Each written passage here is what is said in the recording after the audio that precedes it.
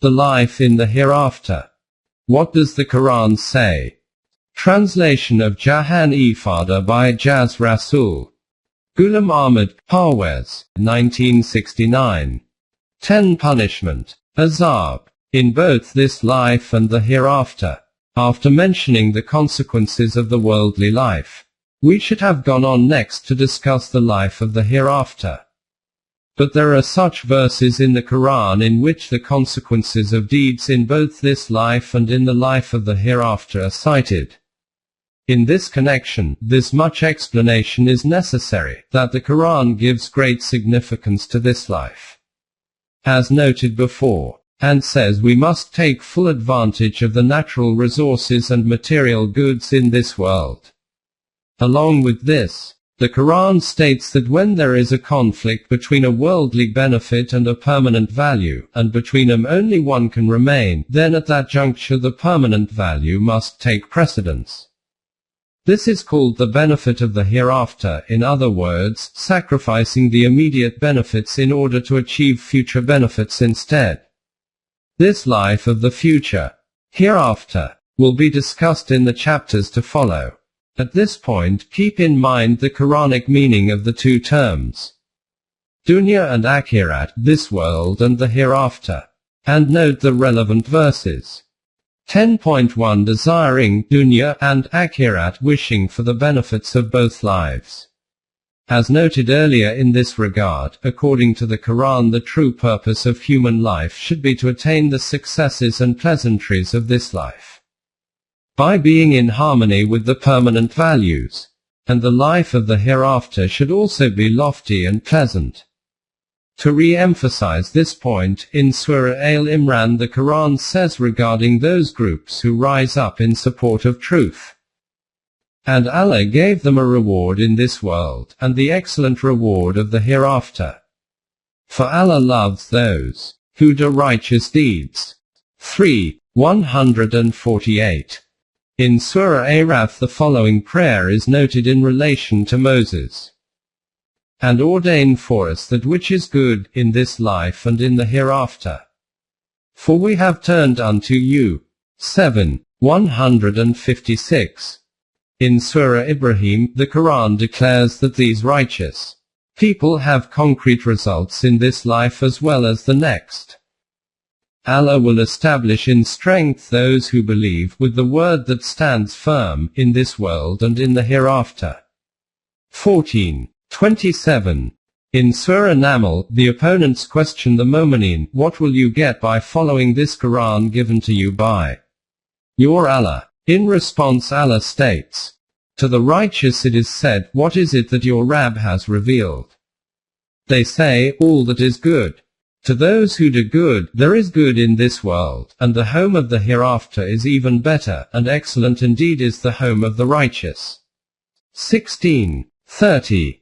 A little later the Quran says about the Muhajirin, emigrants, that they will not only have a goodly life in this world but the reward of the hereafter will be multiplied for them.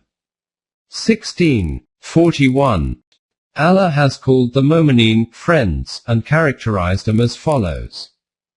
For them are glad tidings, in the life of the present and in the hereafter. No change can there be in the words of Allah. This is indeed the supreme felicity. 10:64. Their life will be as follows. Therein you will have all that yourself shall desire. Therein you will have all that you ask for.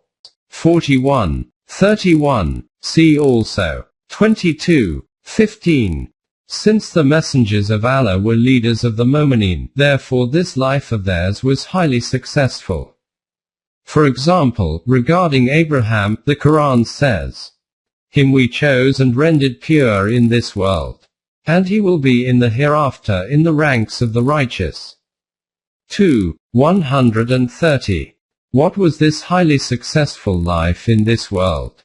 To explain this, the Quran declares, but we had already given the followers of Abraham the book and wisdom and conferred upon them a great kingdom. 4:54. See also 16:122, 29, 27. So much so that the Quran denies what is quoted in the Bible regarding the life of the messenger Isa. Jesus, that he, Allah forbid, lived a life of helplessness and humiliation. His followers with great pride present a picture of him to the world in which he is depicted as living the life of a beggar and in the last moments of his life. Jewish and Roman soldiers treated him with extreme humiliation. The Quran categorically refutes this and states, "His name will be Isa." Jesus, the son of Mary, held in honor in this world and the hereafter, and of the company of those nearest to Allah. 3:45. To benefit for the necessities of this life is very important according to the Quran. To those who have a capitalist mentality, and in pursuit of the accumulation of wealth, do not even spend on their own selves, it says, you have ruined your hereafter, you unfortunate people. At least you should live comfortably in the present life. But seek with the wealth which Allah has bestowed on you the home of the hereafter, nor forget your portion in this world. But do you good, as Allah has been good to you, and seek not occasions for mischief in the land. 29:77. 10.2 To desire benefits only of this life. Then there are those people whose only aim in life is desiring the pleasures of this life, and in the pursuit of this aim they completely disregard the permanent values. About them the Quran says, "These are the people who buy the life of this world at the price of the hereafter. Their penalty shall not be lightened, nor shall they be helped." 2:86. See also 4:74. In other verses the Quran states that these people prefer this life over the next life, and as a consequence all their efforts in this life are wasted. Those who love the life of this world more than the hereafter, who hinder men from the path of Allah and seek therein something crooked, they are astray by a long distance. 14:3. See also 16:107-79. 38:87. 16-17. In Surah Kahf, it states that all their endeavors in the pursuit of worldly benefits are wasted. 18:103-104. As has been mentioned before, in return for their efforts and endeavors in this life they obtain the means of sustenance, but they have no share in the life the future. C. 2:103. 3. 77. 10:7. In Surah Hud, those who desire the life of the present and its glitter, to them we shall pay the price of the deeds therein, without diminution. They are those for whom there is nothing in the hereafter but the fire. Vain are the designs they frame therein, and of no effect will be the deeds that they do. 11:15-16. See also 42:20. In Surah Al-Kahf it is noted that these people will say in the hereafter, "Why don't we get a share in these benefits?" In reply they will be told, "It is because the aim of all your endeavors was declared to be for the gain of worldly benefits only, and you got them. This way the reward of your efforts ended there, and now there is nothing left from this, so what can you be given?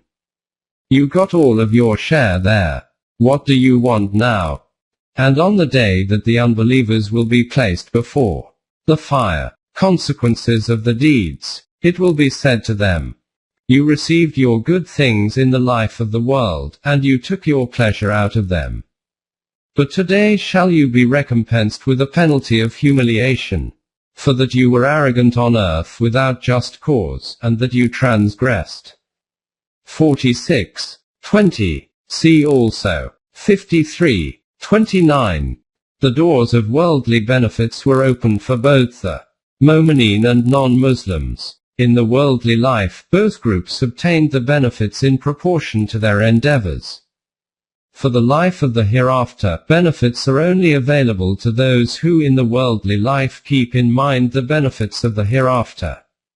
7:32-18. 46. You used to be told there, why do you ask for the short-term benefits of this life only? From Allah both the worldly benefits and those of the hereafter can be obtained.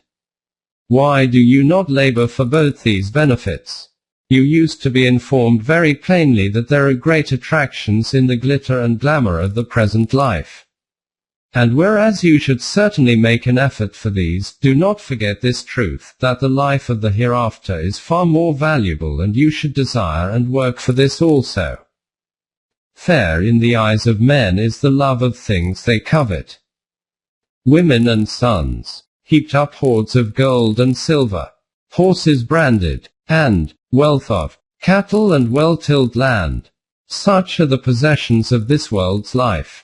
But in nearness to Allah is the best of the goals. 3:14. While pursuing the necessities of this life along with desiring the hereafter. This means that if ever there is a clash between a worldly advantage and a permanent value, you should give up the former by saying that its advantage means nothing compared to the life of the hereafter. At this time you should state as per the Quran, what is the life of this world but amusement and play? But, verily the home in the hereafter, that is life indeed, if they but knew. 29:64. The comparison of these two modes of life is like rain which gives life to a dry land for a short period and then the land becomes dead again. 10:24-57. 20. To illustrate this same comparison, it is said in the Battle of Uhud, that the material left behind by the retreating party held great attraction, when duty demanded that the place of responsibility in the battle should not be given up. The former was a worldly advantage while the latter was the benefit of the hereafter. So among you some were attracted by the material gains and did not do the duty, ignoring it and their responsibility, and left their position. 3:151. Otherwise, in normal circumstances, not only is there permission to obtain worldly benefits, but to make an effort for these is the responsibility of the mu'mineen. And when the congregation for Salat is finished, then you disperse through the land, and seek of the bounty of Allah.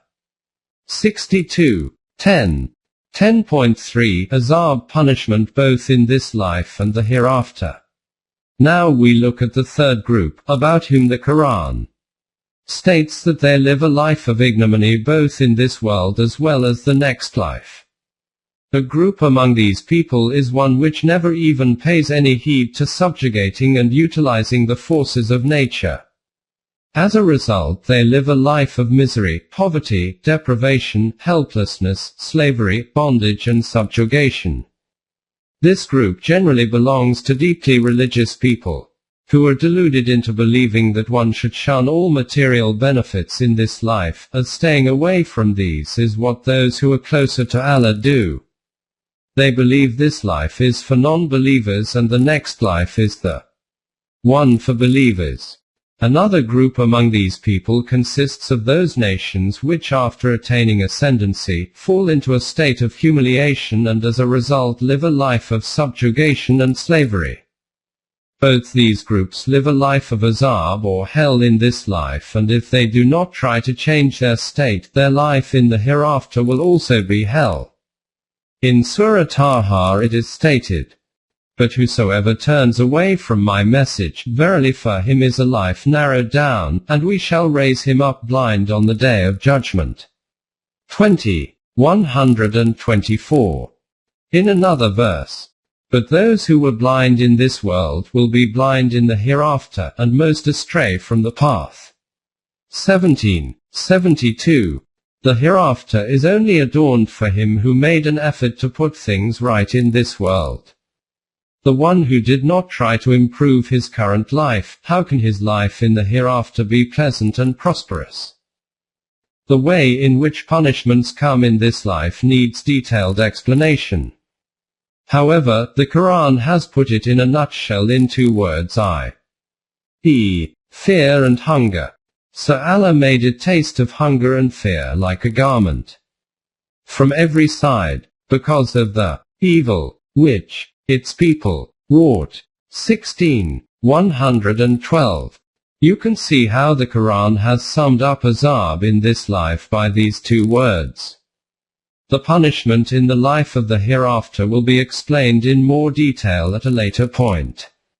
At this stage it is enough to note that those people who will be in a state of punishment in this life, in the hereafter their lives will also be in hell, and this is according to the law of requital.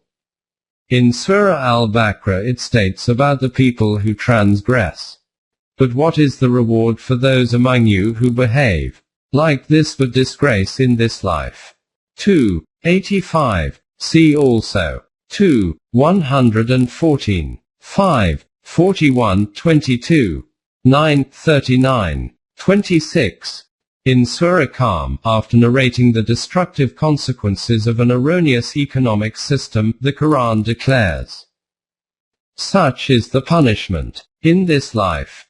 But greater is the punishment in the hereafter, if only they knew." 68. 33. In Surah Maida it is stated that the opponents of the Islamic system will be punished in this life as well as in the hereafter. The punishment of those who wage war against Allah and His Messenger, and strive with might and main for mischief through the land is execution or crucifixion, or the cutting off of hands and feet from opposite sides, or exile from the land. That is their disgrace in this world, and a heavy punishment is theirs in the hereafter. 5. 33. See also 24. 19. 24. 23. In the clash between truth and evil, when the opponents of Haqq, truth, are defeated by the Mu'mineen, the Quran calls this azab-e-dunya, or punishment in this life. After this, these opponents will also receive word of the punishment in the hereafter. For example, in Surah Tawbah, in connection with the orders given to fight the opponents of Islam, these opponents, the non-believers and hypocrites of the Arab society of the time, are warned that they should desist from fighting against the Mu'mineen, as this will be better for them otherwise. If they repent, it will be best for them. But if they turn back to their evil ways, Allah will punish them with a grievous penalty in this life and in the hereafter. They shall have none on earth to protect and help them. 9. 74. Regarding them it is said that they will be punished twice, and then they will return for the severest punishment. 9. 101. In Surah Ra'ad it is noted that their plans will be worthless and they will be punished in this life, and the punishment of the next life will be far worse still. 13. 34. In Surah Kahf it states that Zulkarnain told the opposing nation that if they did not stop doing wrong to others, then he will punish them, and when they will go to Allah they will be given a severe punishment. 18. 87. In Surah Azab there is a warning to those who create difficulties for the Messenger and the Mu'mineen. They will have a deprived life, here as well as in the hereafter. Those who create difficulties for Allah and His Messenger, Allah has condemned them in this life and in the hereafter, and has prepared for them a humiliating punishment. 33. 57. See also 39. 26. When the Jews residing in Medina broke their covenant, a decision was made to extradite them. In this regard, the Quran has stated that if this decision to extradite them had not been made, they would have been subject to punishment. And had it not been that Allah had decreed banishment for them, He would certainly have punished them in this world. And in the hereafter they shall have the punishment of the fire. 59. 3. In another verse it is stated as a principle that those people who oppose truth and do not have iman in the law of requital, such are they for whom there is a grievous penalty, and in the hereafter theirs will be the greatest loss. 27. 5. In Surah Sajdah, and indeed we will make them taste of the penalty of this life, prior to the supreme penalty, in order that they may return. 32. 21. This approaching punishment either means that before the final destruction they will suffer minor shocks, so that they can learn their lesson and mend their ways, or that the supreme punishment is the punishment of the hereafter. There can be two aspects of this punishment. Minor punishments prior to an ultimate one, to provide warning, or as translated here, punishment in this life, and then the final one in the next life. This is also called punishment piled upon punishment. 1688. Regarding the people who get punishment of the deeds in this life as well as in the next life, the Quran states, "They are those whose works will bear no fruit in this world, and in the hereafter, nor will they have anyone to help." 3:22. Contrary to this, the people who follow the righteous path will have a worldly life of paradise here as well as in the hereafter. This reality is noted in the following two verses of Surah Fatah. In this surah, the last confrontations with the opponents from within the Quraysh are referred to, that he may admit the men and women who have Iman to gardens beneath which rivers flow, to dwell therein for aye, and remove their ills from them. And that is, in the sight of Allah, the highest achievement. 48:5. It is apparent that this life of paradise had started during this worldly life. Contrary to this, regarding the non-believers it is said, "And that he may punish the hypocrites, men and women, and the polytheists, men and women, who imagine an evil opinion of Allah. On them is a round of evil. The wrath of Allah is on them. He has condemned them and got hell ready for them, and evil is it for a destination." 48:6. 10.4 Protection and punishment according to his will. Before ending this chapter, attention needs to be drawn to a very important point. In some of the verses of the Quran it is stated, Yakfiro lamenian shah wa yuatsibo manyan shah. These verses are usually translated as Allah punishes whoever he wishes and forgives whoever he wishes. This interpretation means that with regard to him, reward and punishment, hell and forgiveness, for these there is no procedure set, no law, principle or standard established. All these are dependent on his will. He will punish whoever he wishes and set free whoever he wishes. This aspect is related to the doctrine of destiny, which is not included in the current topic covered in this book. However, suffice it to say that this interpretation of the verses is totally against the teaching of the Quran, which revolves around the law of requital. 45:22. Therefore, the term manyansha used in these verses can by no means have the implications that hell and forgiveness are solely dependent on Allah's will.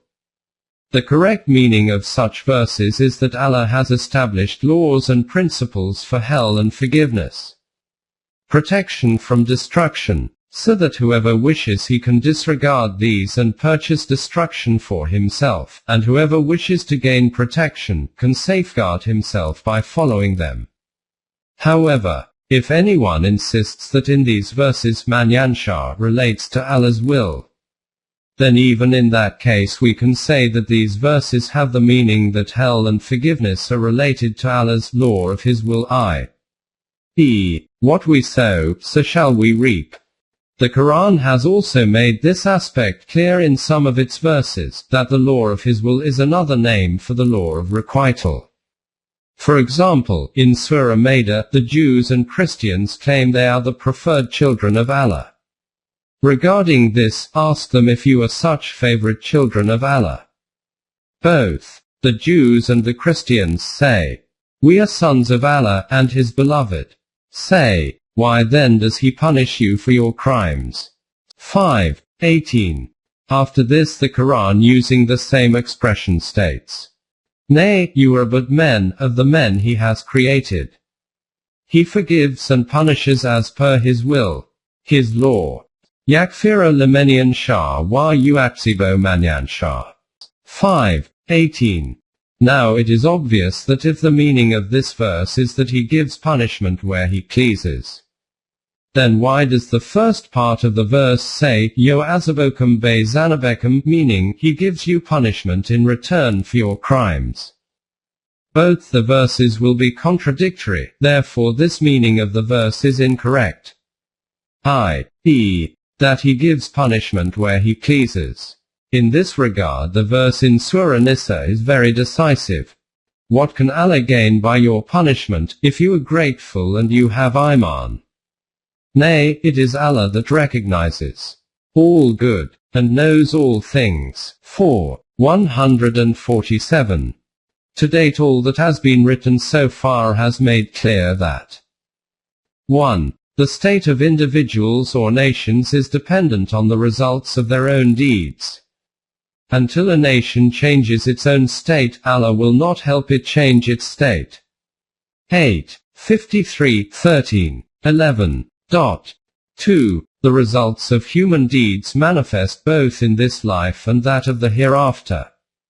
The life of paradise and hell starts from this life itself and accompanies us till after we die.